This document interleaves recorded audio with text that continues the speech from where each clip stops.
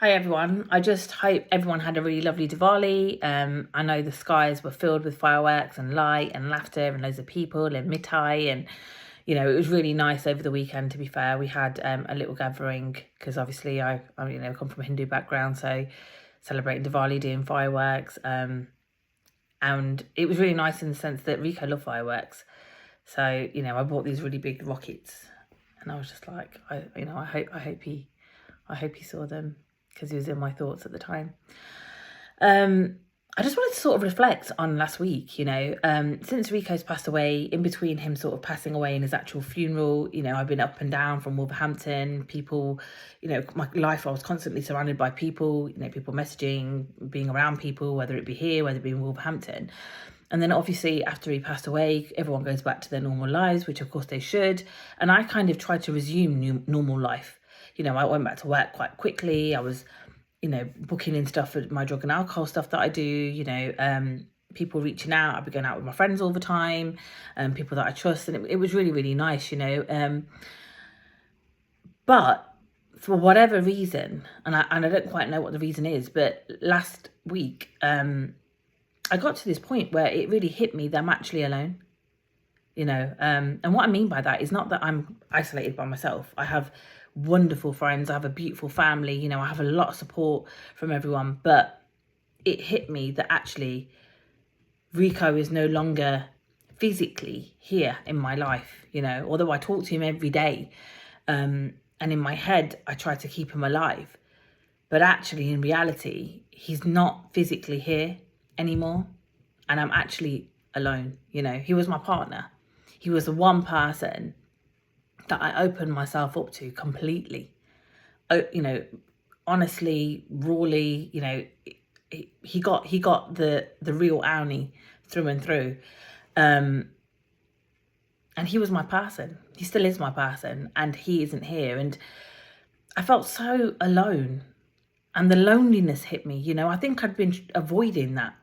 I think I've been trying to keep myself so active that I'd been avoiding this loneliness that was, it was there, but it was almost like, I don't want to look that way. So I'm going to fill in my diary from morning till night until I go to sleep so that I don't have to face that. But last week there was no sort of running from it, The loneliness very much came to the forefront of my mind and, in my face really. And I just felt so, just alone. I felt so sad. I felt so lost.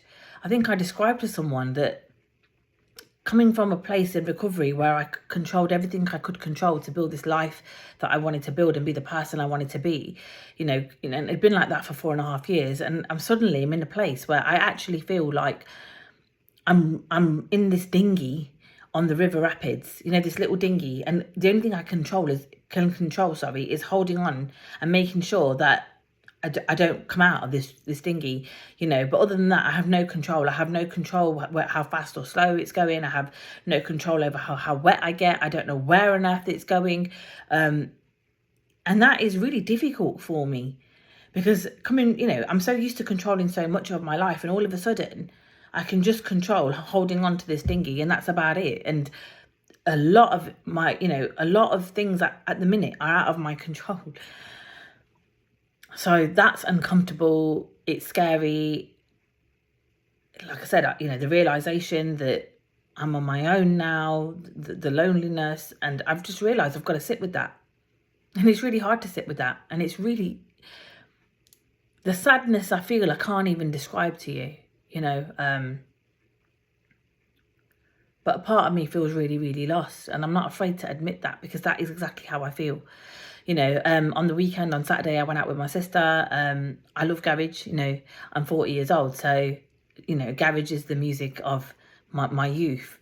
And of course, these days, if you want to go to a garage sort of an event, a night where garage is played most of the night, you've got to go to a specific event. And, we'd booked it about a month ago. But of course, the event fell on the 1st of November, which was the Friday. And that was the week that I really just wanted to isolate myself. I cried so much last week. I've been holding back the tears as well. I've been stopping myself from crying prior to last week, you know, I'd want to cry, and then I stopped myself, and I was really confused. Like, why am I doing that? Why am I stopping myself from crying? Why am I stopping myself from feeling? But I think I realised that I'm scared. I'm scared of feeling, you know, because I'm such an emotional person, that my feelings around this are so intense that I think I'm scared. I'm scared to feel. I'm scared of how I'm going to react. I'm scared that once I open those floodgates, that I'm not going to be able to close them, you know. So I really held back. But last week I couldn't really hold back, you know. The tears were just coming, and so I didn't really feel like going out on Friday. But I went, you know, my sister came out with me, bless her. And you know what? I was absolutely overwhelmed. I was absolutely overwhelmed by the amount of people that came up to me on Friday, you know. Some of them I knew, a lot of them I didn't know. And they were just like, you know, I'm on your Instagram, I follow your page, you know, I love everything you post. And it was so overwhelming. You know, you're at this event, you're on a night out where everyone's dancing, drinking, whatever, and you've got people coming up to me and just, I don't know, it just overwhelmed me. It just warmed my heart. So thank you to all of you, because you brought light in a week where I had so much darkness, you know. So thank you to all of you women that came up to me that night, you know, and I hope you had a wonderful night. It was a really, really good night. I really, really enjoyed it, you know. And it just reminded me of why I've chosen the life I've chosen. You know, this life of sobriety is more than just about not drinking. You know, recovery is much, much more than about not drinking. It's about just being the best version of yourself. It's about building this life that you've dreamed of.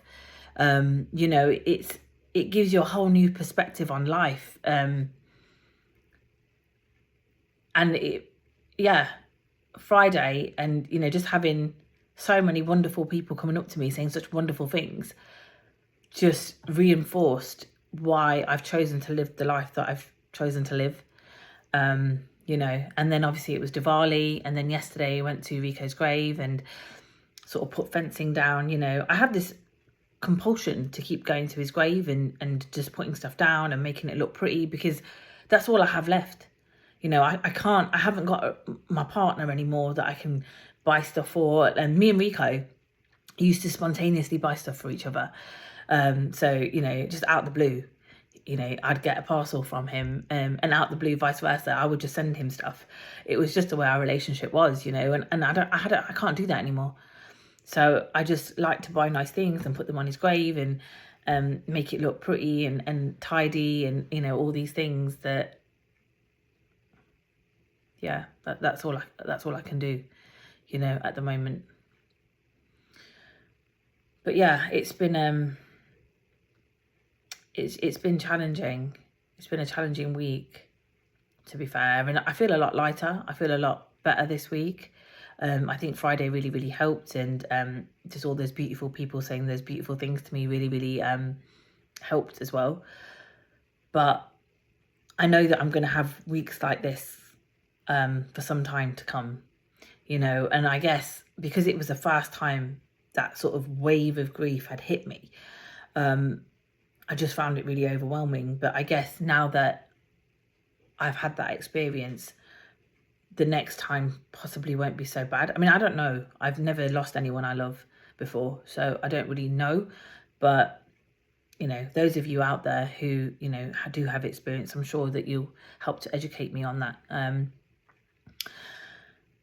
But the one thing, you know, another thing that sort of, yesterday when I went to Wolverhampton, my sister-in-law was saying to me, you know, that Rico said to her that the last 3 years of his life, of course, before he passed away, were amazing. Like, he was, you know, she said that, you know, since you came into Rico's life, you brought so much happiness into his life. And the one thing Rico wanted or longed for or searched for was to be loved just for who he was. And, you know, to be accepted just as he was.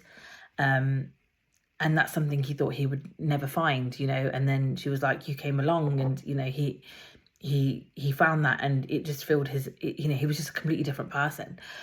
And that made me smile, because that's the exact same thing that I wouldn't, you know, that I long for. I wanted to be accepted just as I am. You know, although when I came into recovery, I was content as this Ownie, you know, in terms of relationship, I came from a very traumatic relationship. And although that was some years ago, some things you can't work on until you're in that situation again, you know. But I felt almost unlovable. I think I've said this before, and I longed to just be accepted and loved for who I am. And Rico loved and accepted me for me. There wasn't any conditions, you know. I just had to be myself. That was it. That was the only thing he wanted, just for me to be me, and that was enough. And it just made me smile that two people that longed to be accepted and loved for just who they are the two people that found each other. And we had the most amazing relationship. You know, he really felt like home. Yeah, in his arms I felt peace, you know, and that's beautiful. It's beautiful that I've experienced that. It's beautiful that I found that. And yeah, it makes me smile. It makes me upset at the same time, when I think of that. But yeah, I'm very, very blessed.